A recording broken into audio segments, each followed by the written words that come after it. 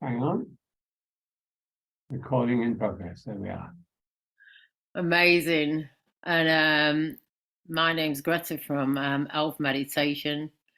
I'm a shamanic practitioner, and I'm really, really delighted to be holding space and holding this space for Leo Rutherford, who is known as, I would say to me anyway, and to many others, one of the elders of shamanism in the UK today.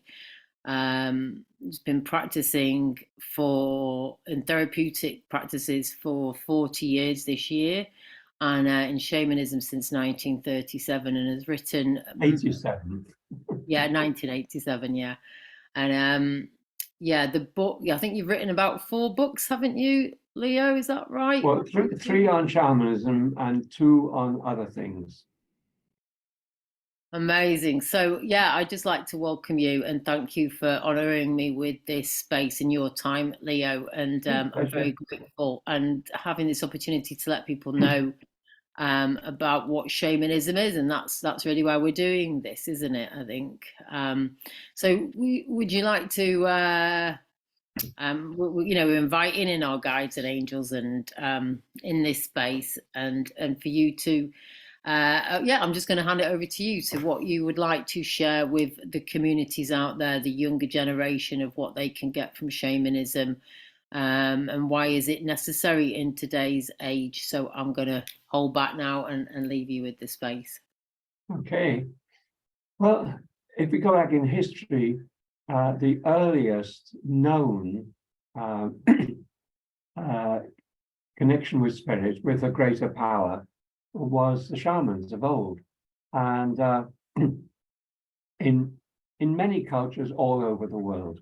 And then that developed over time into religions and into Buddhism and Taoism and so on, which are not specifically religions, but they're developments from the old ways. Religions, of course, are different because a religion is predicated on belief.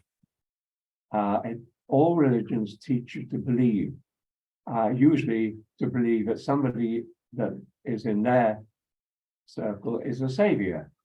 Somebody else will save us, and there's only one guru for each one of us, and that's the one inside ourselves. Now, shamanism is not about belief. It's really, the shaman has a bag of tools to help people raise their consciousness, heal the past traumas and so on the one hand, and connect more and more deeply with the greater powers on the other. And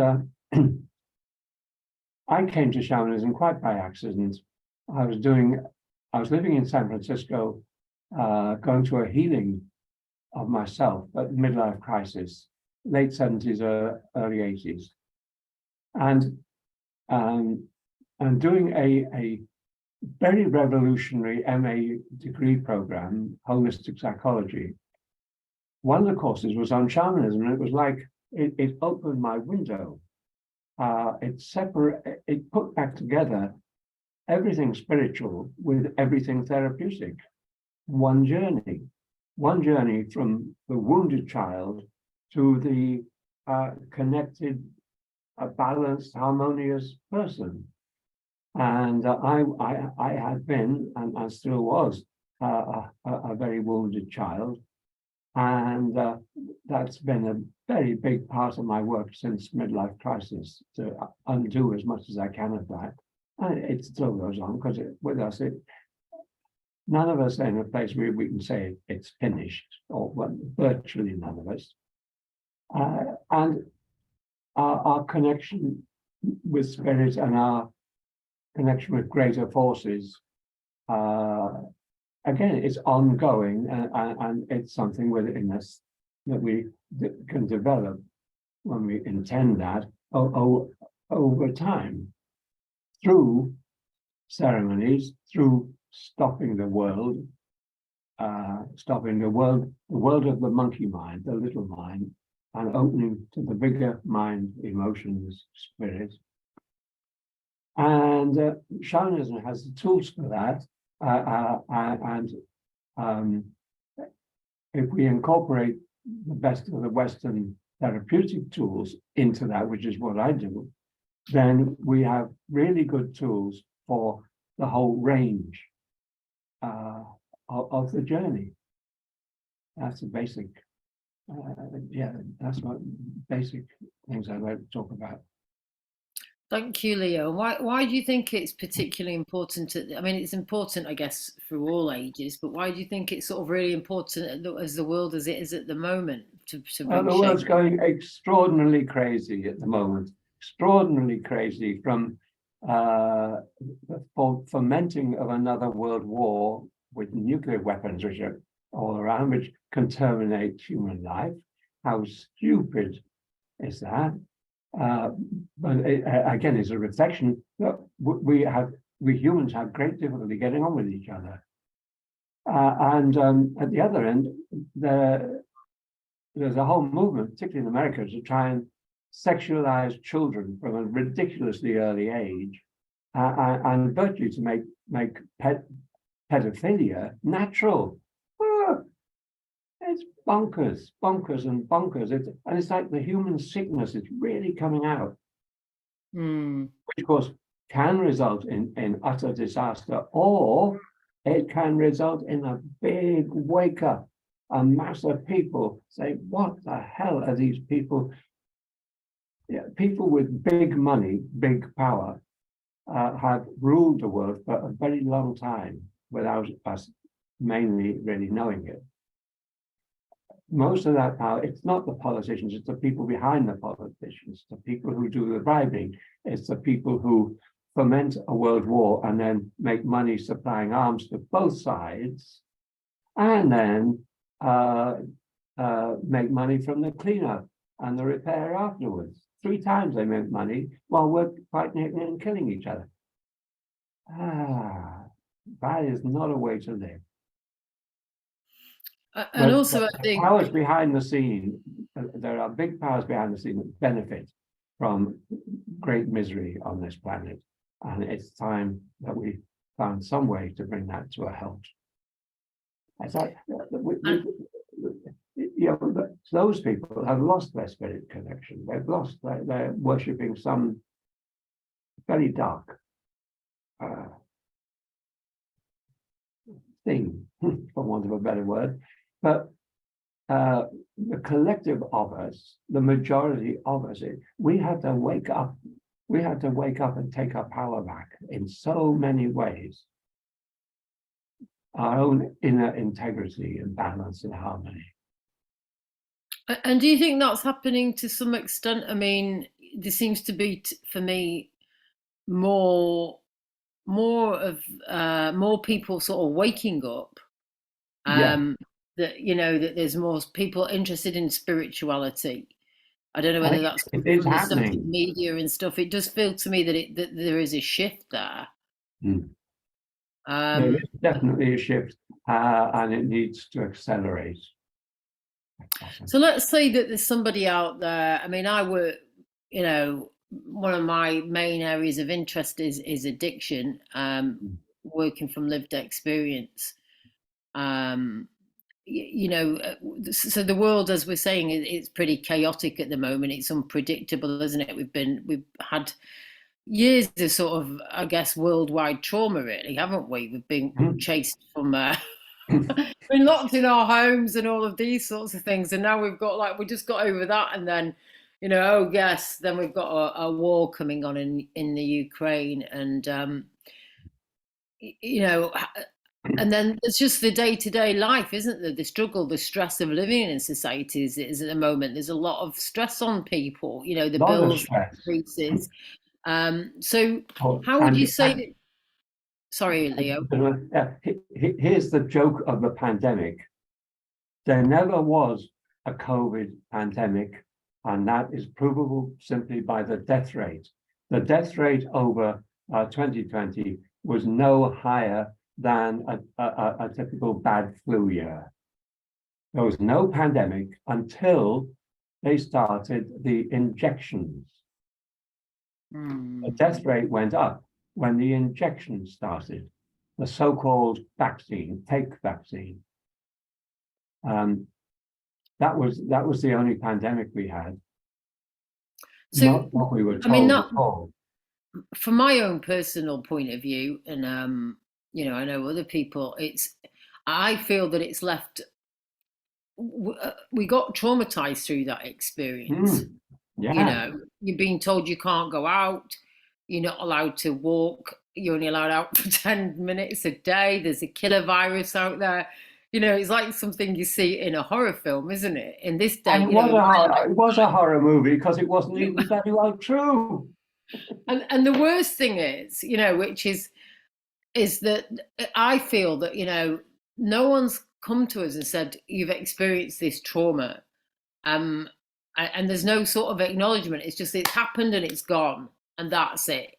Yeah. So what about all those young people that were having their exams and they lost that connection? You know, I've heard somebody say to me the other day that younger people now, they can't hold conversations in class because they are almost traumatized from it because they're in this way of dealing that everything was online. And well, how can shamanism help the world as it is? You know, let's say there's somebody out there and they're like, I'm stuck, I'm lost, I don't know a way forward, you know, I feel traumatized. How can shamanism, what can they do, or what can we do for them? Or how can we, like you said, it comes from within, it's about empowering them.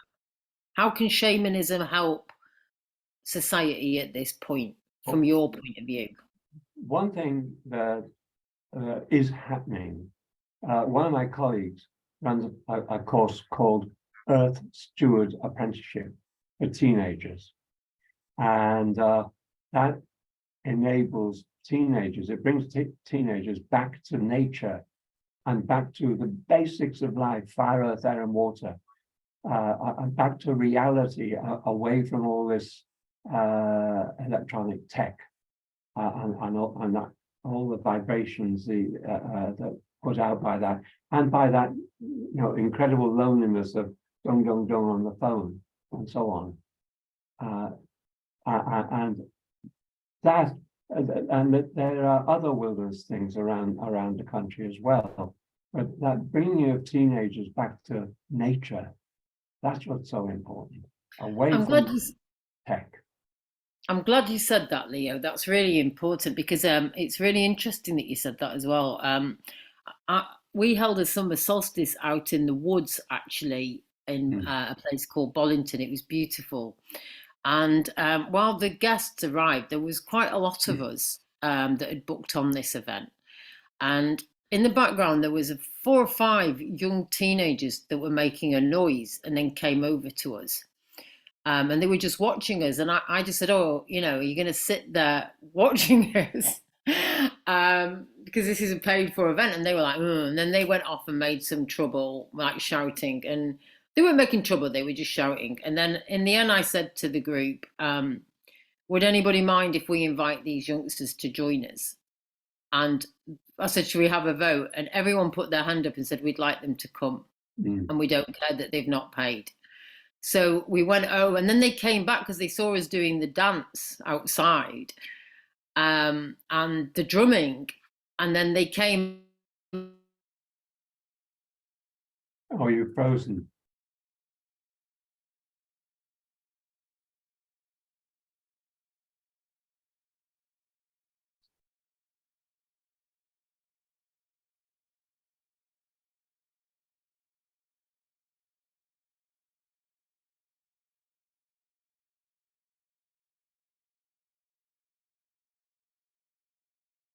I'll have to pause a moment while I wait for Greta to unfreeze. Tech. I might have said the wrong thing about tech. It's getting its own back.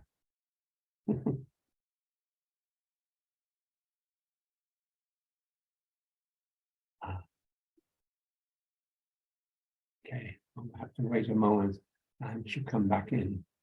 And hopefully this can be deleted from the recording. I'll take my face off the screen for a moment.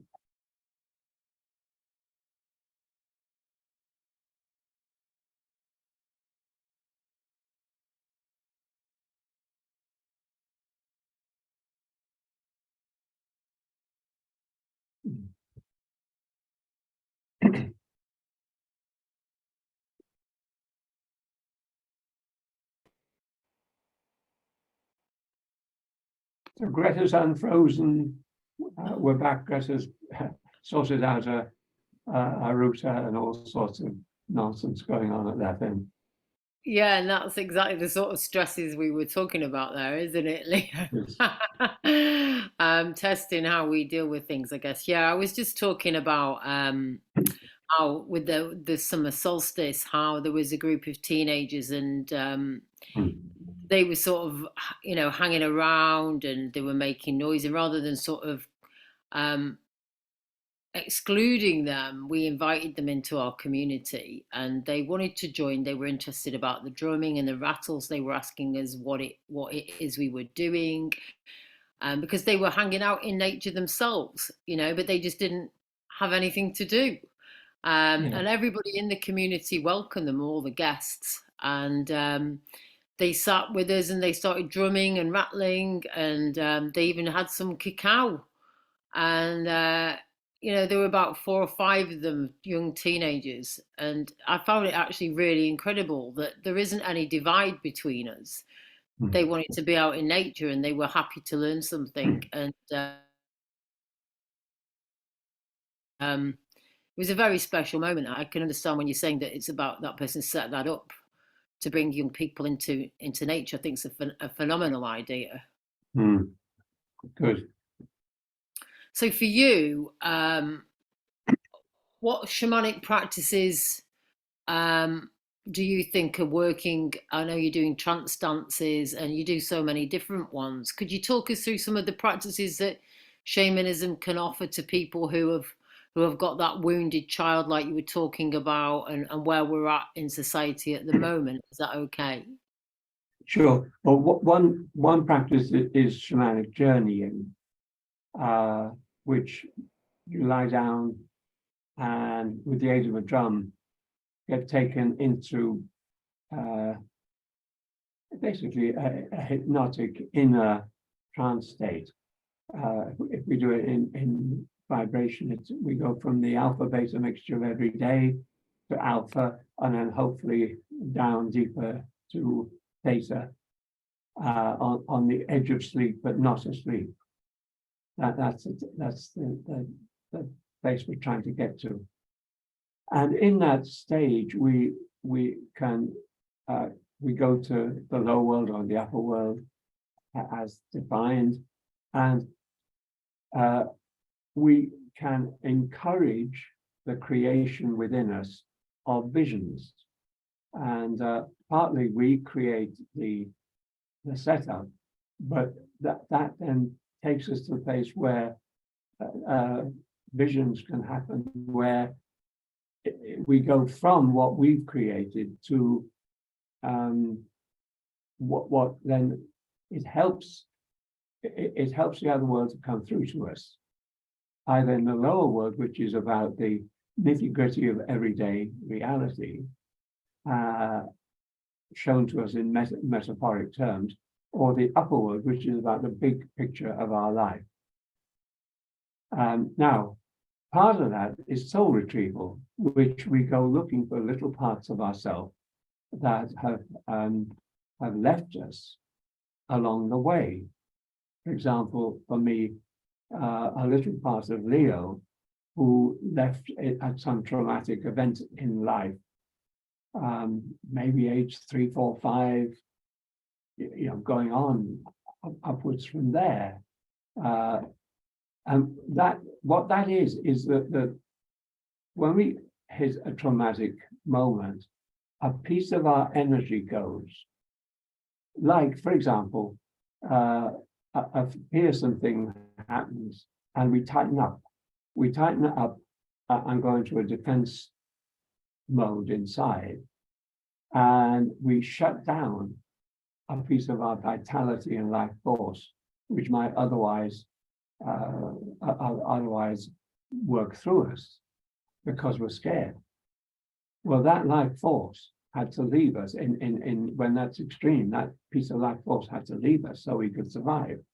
So we go back into that time, and in the lower world, from the understanding of the universe as timeless, we're always now. That energy is retrievable, and so we go through a process of retrieving, and that helps us then to get that energy back. But of course, when we've got it back, we have to live it. We have to live it, which may mean that a nice, compliant person stops being nice and compliant. You know, a people pleaser stops being a people pleaser. Well, the people around have always expected that person to be a people pleaser, and suddenly that person is saying, no, I'm not putting up with this. So that can be quite a challenging moment, but we have to go through that if we're going to hold on to the energy, otherwise the energy goes away again. How do we integrate it back? How do we integrate it back in then if we've got this? So because I know some people, some practitioners, they'll work with bringing the part back to the the soul retrieval back to the client. Do you work that way, or do you guide the client themselves to go into shamanic journey? I prefer to guide the client to go in, and so on. But then I go through the little process at the end of taking the energy and flowing it in. Okay. That's really a subtle, it's not to be taken logically. That's a subtle sort of something to help the person to go with the fact that something's changed. And do we need to then play a sort of awareness around that we've got this soul part that's come back to us and we integrate it in, or does it just sort of happen naturally? No, it's good to be aware, because when a soul part comes back, it's going to mean we start behaving differently, because it's a piece of energy that's come back. And the example, for example, of a meek and mild person gets the energy back and suddenly is no longer meek and mild. They're no longer a pushover. That's going to upset the people around them. Mm-hmm. And of course, it's going to ultimately put a lot of things right. But short term, it's a challenge on all fronts to dare to be that empowered person. And we have to do that, or if we don't take the energy, it goes away again. Okay. And usually the first challenge is 3 days, and the longer challenge is, they generally say, is around about 2 weeks to incorporate that energy, new energy within us. Now that's one way of doing it. Most therapy is actually most good therapy is soul retrieval. It's all getting into the trauma and undoing it. Now, a fundamental thing, a very fundamental thing, is that many times where a free person would challenge something and would say no, because of the life and the amount of disempowerment most of us been through, we accept and take the blame on ourselves. And so the blaming self makes a compliant, powerless person. When we take our power back, it means we get the power to say no. We get the power to be non-compliant when that is in our own interest. And what we need to do is, what has happened in a lot of cases is that anger, rage, which would go outwards, has been turned in. And we are actually crushing ourselves. And that was certainly me. but it's very dominant that people are crushing themselves and they don't know it. And to get the fundamental, to help a person to actually refocus that negative energy from inner to outwards. It doesn't have to be with the people actually concerned. It's better not. But as a therapeutic process, to put the face of the person on a cushion and speak the truth to that person. That's a really good start. And speak the truth to all the people who one feels have done the putting down, the pushing, the manipulating, and so on. So that it's like an emotional puke. If we eat bad food, our body automatically pukes it up. But we all, as we consume poisoned emotions, we take on poisoned emotions, and they're stuck inside. Now we need to get that poison out, just as we would if it was food or something literal like that. We need to get the poison out, the emotional poison out, and then we become free. And that usually leads us to some wild, to letting ourselves go wild. When we're kids, but in a safe way. When we're kids, we would naturally go into a what's it called? Hissy fit. Hmm? A hissy fit. Yeah. When we're adults, oh no, we don't do that sort of thing. No, emotion, no. We're all stuck in the mind. No, we need to get back into that emotion. The healing comes from getting back into that emotion and letting it go. Now that's where moving from shamanic journey into trance dance is really magical, because a trance dance is like you take the whole body into the journey, you take your whole being into the journey, and with very moving music, then all sorts of things can happen, and we can get through barriers, internal barriers, and really let it out. And sometimes in trance dance, it becomes like a glorious madhouse. But of course, it's chaos, but it's controlled chaos, because we're in pairs, and one person is looking after another to see they keep safe. But the person in the dance with a blindfold is in their own process, and they can really, really let their own process work through them and get the internal poison out. If I just come in there, Leo, if I may, I did a trance dance with you, and I found it very, very powerful. I think the fact that the blindfold is on allowed me to go within rather than externally bothering about the ego and how I was looking or how other people were, and it really got me to connect with those inner. Yeah, the feelings that you're talking about, really.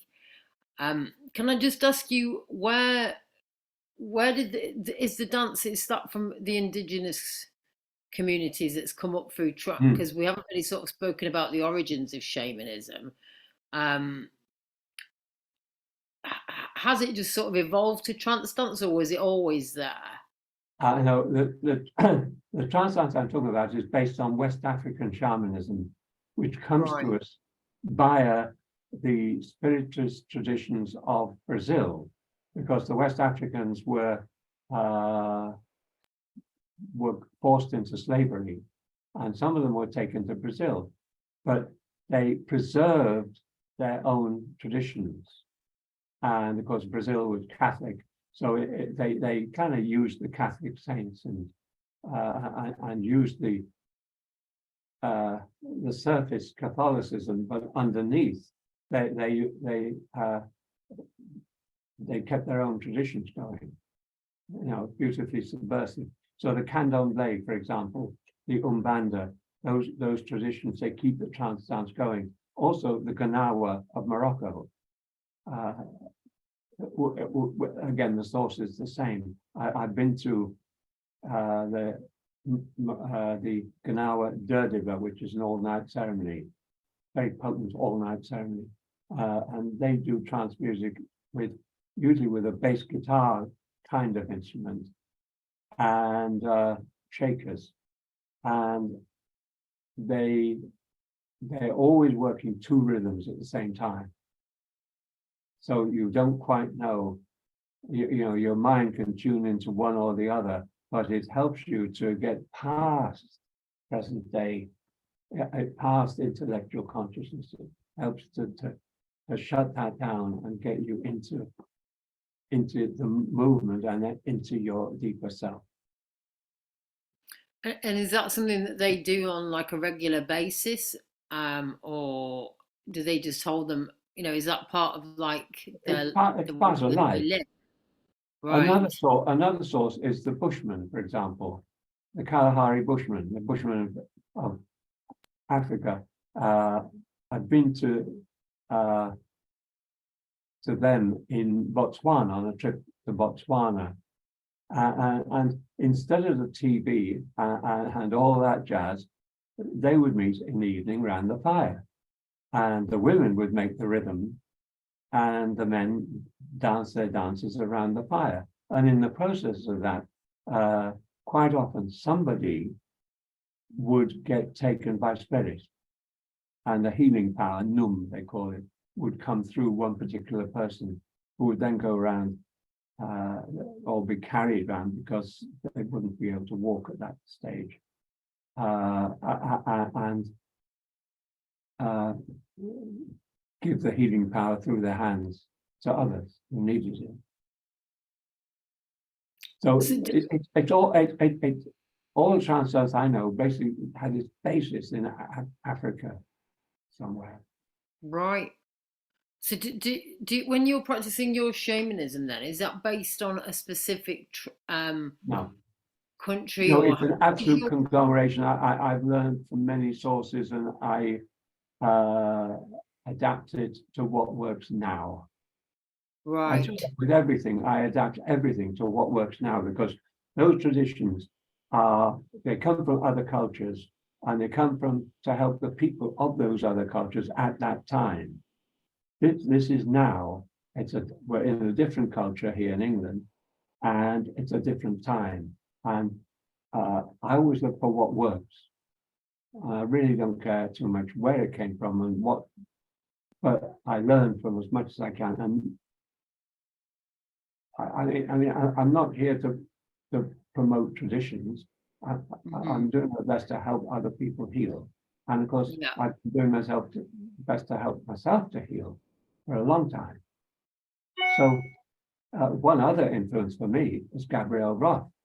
And she developed her 5 rhythms from working with people who could barely move, and trying to find ways to help people, seriously sick people in hospices, care homes, etc., to get some movement going. And that became 5 rhythms, and it's a marvelous process for us now. And of course, it's spread all over. But so I take what I learned from 5 rhythms, and what I learned from Gabrielle was a great deal. I started with her in 1978. Wow. And over 4 years, went to many workshops with her and did a training with her in New Jersey, 5-week training. But I added to what I learned from her, what I learned from these traditions I mentioned, the Ganawa, also the Candomblé and Umbanda, through an adaptation of that called terpsichore trance therapy. But again, I adapted that to to ways that work. It's incredible. Yeah, I adapt everything to make it as workable in the now with the people who are here now. Could you just talk to me a little bit about the drum and the importance of the drum in Rhythm. ceremony and what that actually, I know that I read somewhere that Harvard University and Berkeley, are now reaching the benefit but understanding the benefits of drumming and for drumming out drugs, I know that you're talking about the dance, but if we just sort of touch on the drum and what when you talk about it takes us to the different states, but yeah, just how it sort of plays its part in the whole of shamanism and your work. The lords of chaos hate rhythm. I'm talking about disorganized chaos which defeats people. No, rhythm entrains the mind. Rhythm helps us to move from the monkey mind, the everyday to the higher mind, the still mind. And so hypnosis, shamanic journey in a way is hypnosis with the aid of a drum. And it works very well. Most people, not everybody, but the majority of people can go further with the aid of a drum than just with vocal hypnosis, in my experience anyway. Yeah, I've found that as well, that people who are struggling to meditate, put a drum in front of them and they start and they're gone like in a couple of minutes. It's really powerful. I mean, if anybody said to me, 10 years ago, like you're going to be in the woods banging a drum, I'd have never believed them in a million years. And, I'd just been like, no way. That's something I wanted to ask you as well. I know like in the, I guess in the indigenous tribes, they say that people are called to be a shaman and, so somebody who's maybe really interested in this work and they want to take it further and do a practitioner's course or just to do the practitioner's course to get their own healing. Do you think that did you get a calling? Did you feel you were being called? Did you have a choice in it? Or do you think people get a calling? Or does it not work like that anymore? It's more like free will. Well, no, it does work like that. I got a calling without knowing I got a calling. Because I learned a little bit of shamanism while I lived in California, came back to England and made some friends also interested in the same thing. And I started in practice in therapy, mainly play and dance and drama therapy. And I added little bits of shamanism in. And as teachers came to England and I learned a bit more and so on. And then I offered a year-long course in shamanism after being asked to advise a dance teacher friend, could she do a year course with her work? Then Spirit or something gave me a thump on the side of the head, driving home from talking to her. If she can, why can't you? So I immediately did. And I was expecting to get about 8 or 10, or if I was lucky, a dozen people together to do an experimental year to learn about this. But no, the universe, I only put two little lines at the bottom of a program I sent out. And 3 months later, I had 60 people on a list wanting it. And it's like, so that autumn, instead of starting with one little group, I started with 3. And the biggest one was 24 people. Wow. It took me, and I did my absolute best to respond as best I could. And that went on for years. I had a really good run for nearly just almost 20 years.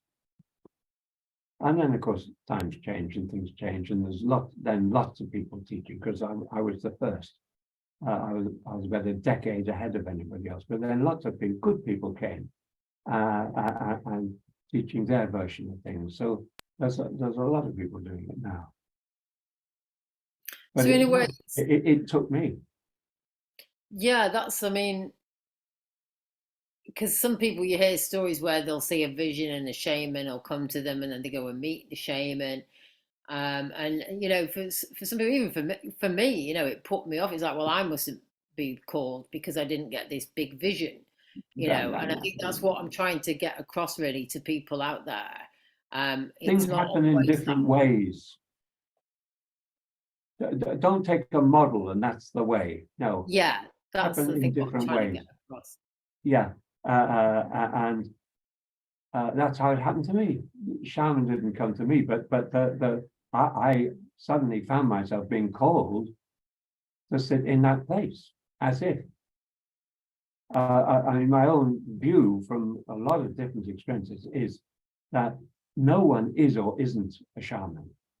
Because I had a very famous shaman staying with me when a friend brought him over from the States, way back in 1989. And well, by the time we got to the first workshop, I was really wondering how this disorganized, chaotic man is ever going to do a workshop. And, you know, 60, 70 people were coming.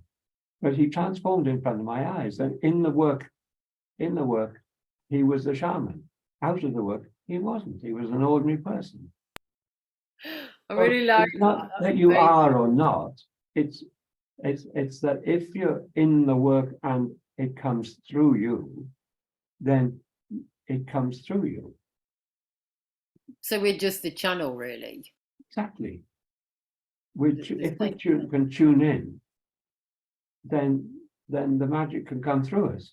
But it doesn't make you a guru. It doesn't mean you're a perfect special person. It means you're serving in that way for that period.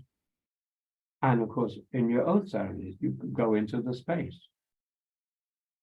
But very powerful. You know, it's most of the indigenous shamans that I know don't call themselves shaman. Mm-hmm. Only white people do that. And that leads me on actually very beautifully to the plant medicine world as it is at the moment. And there's a lot of cacao, and you know, I've sort of been guided to do some cacao. Well, I've done it, whether I've been guided or not. But something that's really sort of coming with me is, you know, that I'm saying this is not a fashion accessory. You know, it's a plant medicine. And you know, I'm still learning a lot about cacao. I don't profess to know that much really.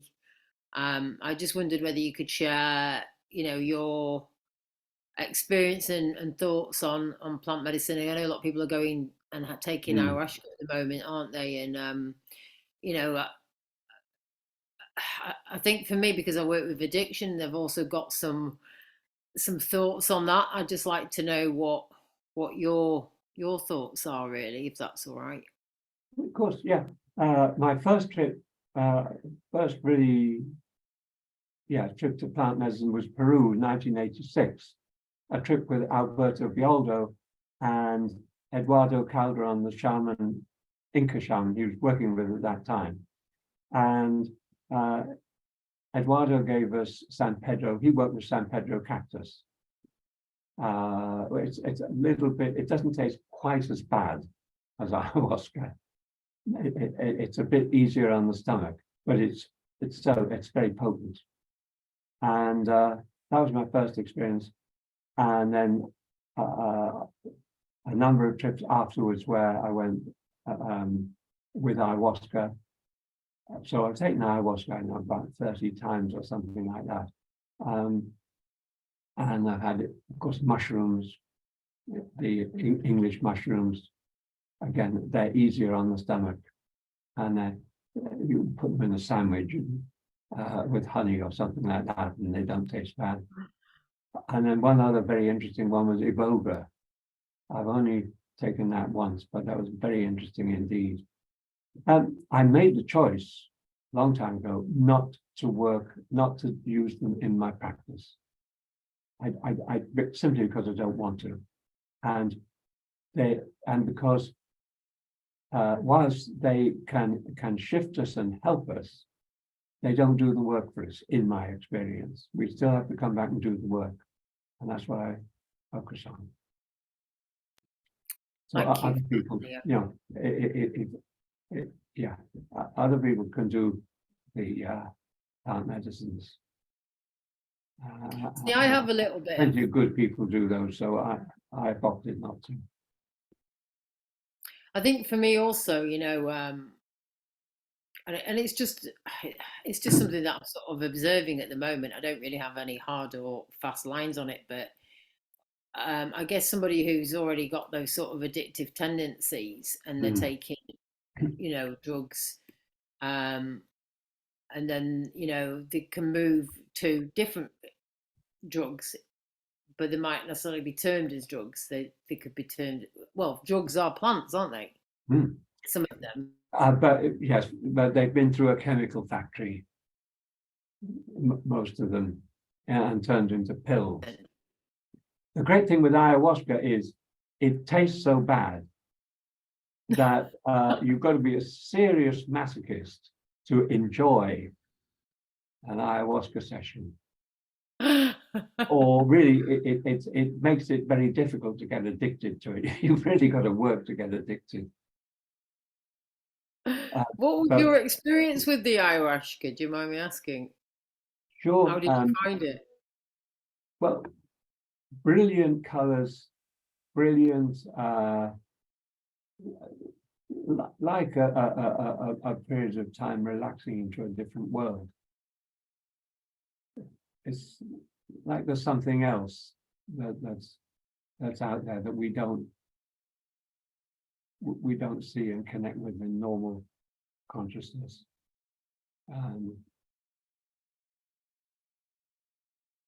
And also it's a massive clear out of your belly. And usually when you go to somewhere like Peru, the first dose of ayahuasca they give you contains something to empty your stomach, and something that will take any parasites out. Wow. Because the people over there do a stomach cleanse regularly. And one time I was there, a woman had carefully preserved the worms that came out of her. Wow. And she had on a nice white paper towel, there were these worms, and they had come out of her stomach. Gosh. Because in that arena, you can get parasites very easily. Well, we don't over here, but at the same time, is cancer a parasite? I mean, nobody quite knows exactly what cancer is. And, it could be a parasite. Yeah. And so deparasitizing yourself every so often is a really good thing. Yeah, it definitely sounds like that. So I know you've got some trance dances coming up in the near future. Could you let everybody know what's going on? Sure. Well, we're planning one for the 1st, 2nd of September in a village hall in this area, which is East Sussex. I've got one booked at Emerson College in Forest Row. And Forest Row is a really good place with all sorts of, it's full of interesting people and interesting things.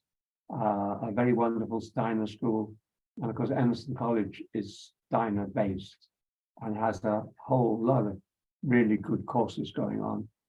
One of the things they focus on is storytelling. I would go on one of their storytelling courses sometime soon. And so it's a really good place to do trance dance. Where is Emerson College? Sorry, Liam. Forest Row. Forest Where's Row, East Sussex, near East okay, Grinstead, Tunbridge Wells, right, brilliant. that kind of area. And if people want to book these, where can they find the eagleswing.co.uk, my website. Eagleswing, amazing, one word, .co.uk. brilliant. So I'll just come in. I've got a trance dance if you're in the Manchester area on the 30th of June, but that's only like 5 days away. So yeah, oh, about a week away actually, isn't it today? A beautiful it's called St Clement's Church, and it was quite ironic because the last time we did it, it was at Easter time in a church, and they were like really. Everybody found that quite amusing to do a shamanic trance dance over Easter in a church. So it was really it was a fantastic event. But I guess it's just spreading the healing, isn't it? Have you got anything else that because I know you got a Vision Quest as well, haven't you, coming up, Leo? Vision Quest coming up, yeah, August, early August. Let's find the date. Yeah, 10th to 14th of August, here in East Sussex at sacredearthland.co.uk, which is 40 acres of beautiful land with woodland, pasture land, 2 lakes, not 1, 2 lakes. And we usually find, if it's hot, we usually find some moment to swim. Sweat lodge, of course, is included, traditional sweat lodge. And the Vision Quest itself is, because it's a short course, we call it Nature Quest. Vision Quest is overnight. It's overnight only, on your own, quiet with nature, yourself and nature. And we've been doing this. This will be 4th or 5th year, something like that. Missing 1 or 2 of the COVID years, and it's always gone really well. It's a really good settling into yourself and into nature type of that. With the Vision Quest, do they use that in? That is a shamanic practice, isn't it? Oh, absolutely. What? Just somebody who's maybe watching this. What sort of they wouldn't understand what a Vision Quest was. So could you just sort of turn it up? Vision Quest, taking yourself away into nature, into a place, a solo place, being with yourself, no food, water. In this country, water, some places do it without water either, no food or water. I would never do that personally. I would not do that myself, and I certainly wouldn't want to take responsibility for people without water. So you have water, but you don't have food. You don't have, obviously, Harding is that you don't have your mobile phone. No way. No distractions, just you, nature, and yourself. And it's what happens on the other side of boredom. When you're bored out of your mind, that's it, out of your mind, you're only out of the monkey mind. You're not out of the whole, you're out of the monkey mind. When the monkeys run around the mind with all the concerns and worries you could possibly have, until it's absolutely knackered, then vision. So a short vision quest, which I used to do with the first year of Elements of Shamanism course for all those years I talked about earlier, was 24 hours. The second year was the full-on one, 3 days and nights. That's big medicine. And in traditional societies, it was 3 days and nights and sometimes 4 days and nights. And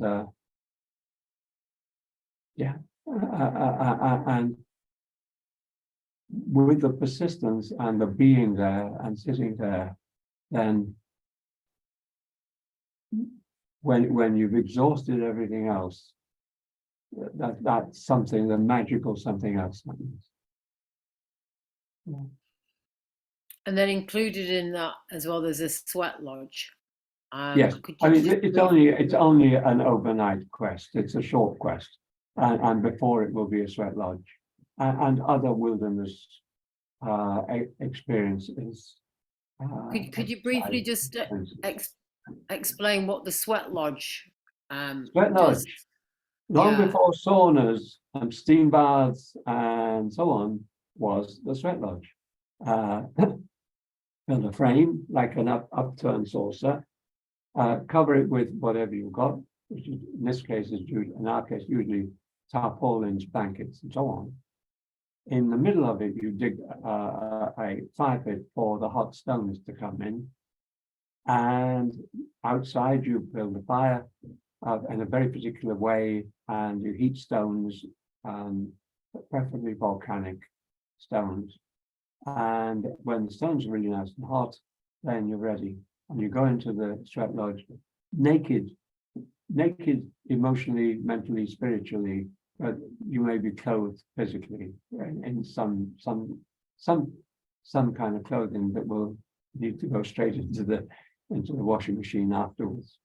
And the traditional sweat lodge, there's 4 parts to it. The first round, the doors closed, we call the spirit hours, and put some water. The chief puts water on the fire, bring the temperature up, and then you make prayers for yourself. Then the doors open, there's a break, drinking water passed round, door closed again. Second round, you make prayers for anything except yourself, for prayers for other. Again, door opened, water passed, and then third round, I'm bringing more rocks in each time to gradually move the temperature upwards. And third round, giveaway. Prayers to release out of yourself what no longer serves, to let go of. And then prayers to call in what you really want to replace that. And then end of round, door opened, more rocks, last round. Then that's all our prayers. Now we listen to spirit.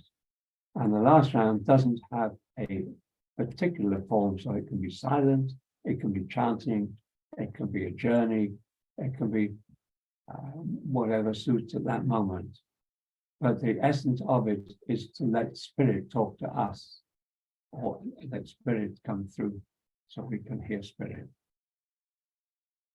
And then sweat lodge ends, come out and relax. Usually need a shower of some kind and some food.